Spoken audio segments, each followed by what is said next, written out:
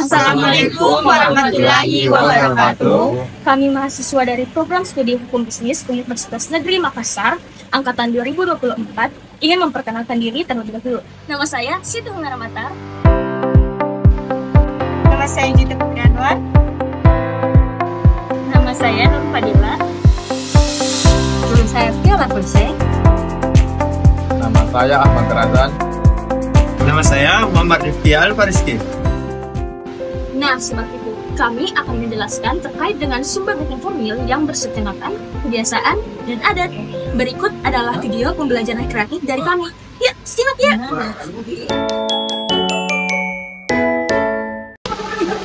Sumber hukum formil?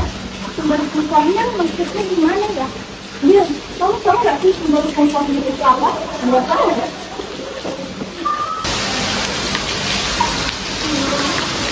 Kalian bahas apa sih tadi? Ini nih si Gita nggak tahu apa itu sumber hukum formil. Oh, sumber hukum formil. Nah, Sobat Hukum, sumber hukum formil merupakan sumber hukum yang bersifat operasional yang erat kaitannya dengan penerapan hukum. Salah satu cakupan yang akan kita bahas dalam sumber hukum formil yaitu kebiasaan dan adat. Nah, teman-teman tahu nggak kebiasaan dan adat itu apa sih?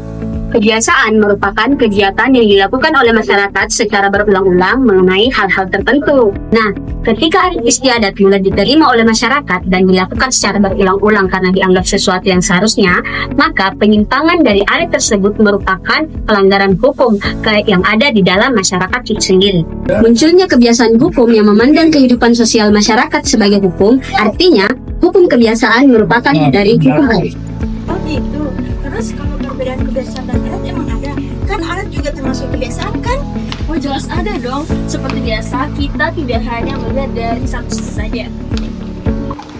Adat sendiri memiliki arti yang dimana adat merupakan aturan yang berkembang dalam masyarakat dan diakui secara turun-temurun. Dia lebih berlaku khusus atau dikatakan keberlakuannya hanya berada pada kelompok masyarakat tertentu. Sedangkan kebiasaan berlaku lebih umum dan spontan dalam kehidupan. Adat juga memiliki sifat yang formal dan diakui sebagai hukum adat.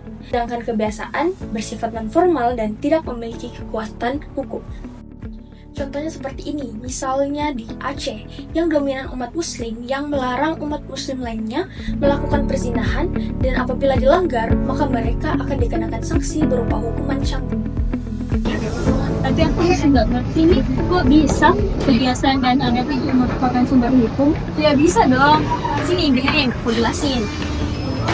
Di zaman dahulu, banyak orang yang sering mencuri dan sudah menjadi kebiasaan masyarakat setempat. Bahkan pemerintah membuat aturan untuk mencegah kebiasaan itu. Aturan yang dibuat itulah merupakan kodifikasi hukum, bisa berupa undang-undang atau hal-hal lainnya. Oh gitu. Gimana? Udah ngerti sekarang? Iya, ngerti. Tadi kan bahas hukum adat ya? Pengen lihat lagi dong contoh hukum adat lainnya. Nah, pas banget nih ada Ricky di sana. Yuk kita kreatif.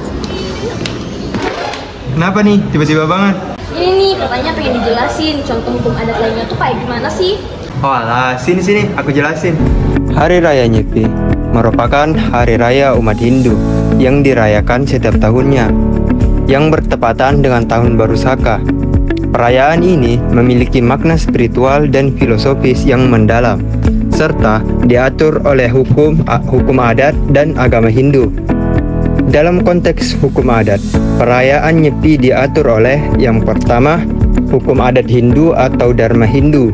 Yang kedua, peraturan pemerintah Undang-Undang Nomor 5 Tahun 1960 tentang peraturan dasar pokok-pokok agraria. Sedangkan yang ketiga yaitu peraturan daerah atau Perda Bali.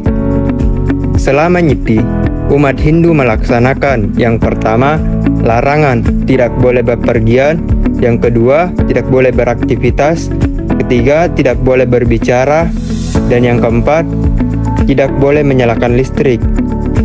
Tujuan dari hal itu yang pertama, mencapai kesucian spiritual, menghormati alam semesta. Yang ketiga, meningkatkan kesadaran diri. Hari Raya Nyepi merupakan perayaan yang diatur oleh hukum adat dan agama Hindu, serta diakui dan dilindungi oleh negara hukum. Tidak hanya itu teman-teman. Selain adat Nyepi, di Sulawesi Selatan juga memiliki adat yang terkenal loh. Salah satunya hukum adat Toraja.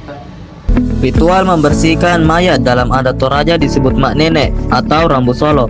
Ini merupakan tradisi sakral yang diatur oleh hukum adat Toraja yang diakui. Adat ini memiliki aspek hukumnya, yaitu hukum adat Toraja mengatur prosesi dan ritual. 2. Hukum kebudayaan melindungi warisan budaya.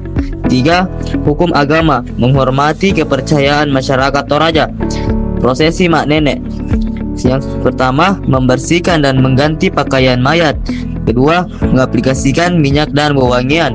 Yang ketiga, melakukan ritual doa dan persembayangan. 4. Mengunjungi makam keluarga. Tidak hanya itu Sobat Hukum, penerapan kebiasaan dan adat.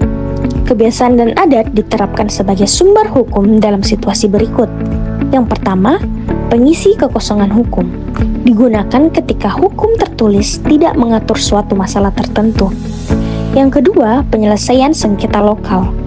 Lembaga adat digunakan untuk menyelesaikan konflik di masyarakat adat. Dan yang ketiga, penyelenggaraan kehidupan sosial. Adat digunakan untuk mengatur aspek sosial seperti upacara adat atau tata cara musyawarah. Contohnya, masyarakat adat di Papua menggunakan hukum adat untuk menyelesaikan sengketa lahan secara damai tanpa campur tangan lembaga peradilan formal. Gimana teman-teman? Udah paham tidak? Oh iya udah paham. Ternyata banyak banget ya pengetahuan di luar sana yang kita nggak pahami. Makasih ya teman-teman. Wah, ternyata belajar hukum di Indonesia itu seru ya. Gagal paham? Belajar lagi pasti bisa. Ilmu adalah kunci. Belajar adalah jalannya. Ignorantia legis nominem excusa. See you when I see you. Bye guys.